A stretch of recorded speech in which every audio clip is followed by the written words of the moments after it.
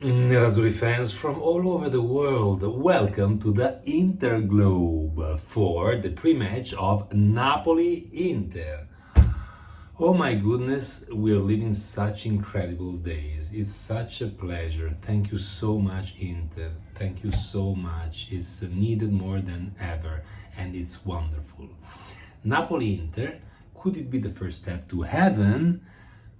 If we win in Naples against Napoli, and if Milan doesn't beat Sampdoria tomorrow, then we are mathematically qualified to the next Champions League, which is incredible. And that's why I would love for this to happen. First, because it would mean that Milan still faces difficulties, and the ultimate dream of the season, apart from winning the Champions League, would be for Milan to be left out of the next Champions League. So let's see, it's great that we are at the point in the Serie A championship in which we do have a mathematical opportunity to qualify for Champions League. Anyway, if it won't happen this time, it will happen in the next game. I just like the idea of, playing this game and then putting in the archive the Serie A chapter and opening the Coppa Italia one for next week. It would be just nice mentally to be able to at least finish and achieve some of the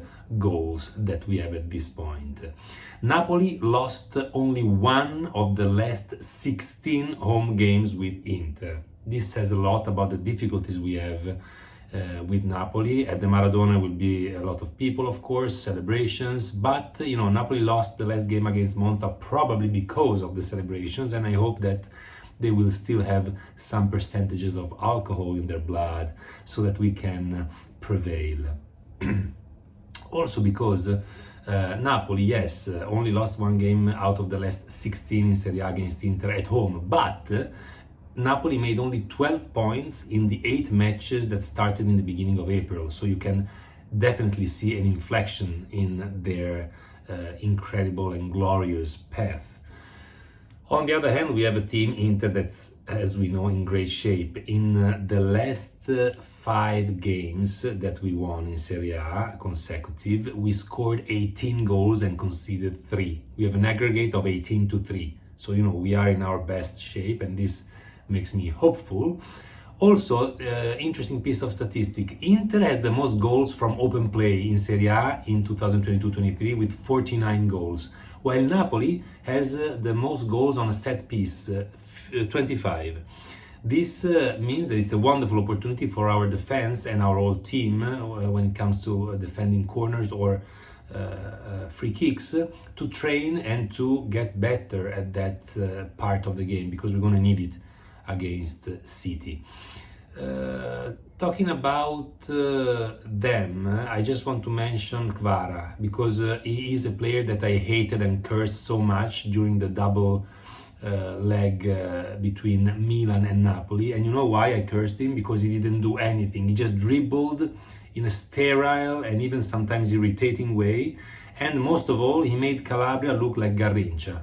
Calabria was Garrincha. I mean, there was no way to prevail on Calabria for Kvara during those first and second leg of the quarterfinals of the Champions League. So I really am feeling bad against Kvara because he didn't do much against Milan, and I hope that tomorrow he will play up to these standards and not up to the standards that he had the whole season, which are fantastic.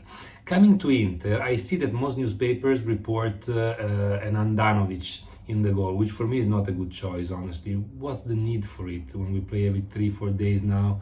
But if you're a goalie, you don't have that same amount of physical burden. Yes, psychologically maybe, but I don't know. I don't see why we should, in such an important game, give up on our starting lineup goalie.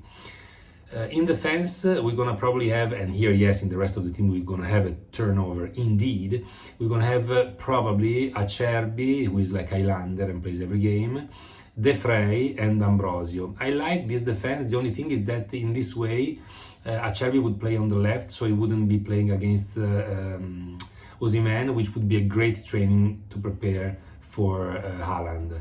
And in any case, I think it's a good solution to save some energies to the team. Then in midfield, we're going to have for sure Gagliardini, Tuban, Brozovic, and Barella. maybe Aslani in place of one of Brozovic and Barella in the second half, hopefully, but I don't know.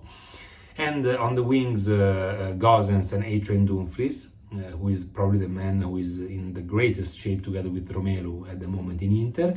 And forward, Big Rom and Correa, that should have recovered from the injury that he had. So my hope is that this will be the first step towards our 3 goals that remained in the season. And also I would love for this to happen because we would demonstrate to Arrigo Sacchi, who kept talking about Inter the whole season and saying that we don't have any European football. How could we ever get to a final of a Champions League if we don't have any European football? Well, Milan has it.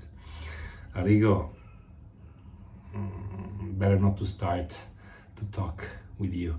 Anyway, this is all for today's video. I hope you enjoyed it. If you did, please punch the like button, subscribe, and leave a comment because I'd love to learn how to make these videos better. And as always,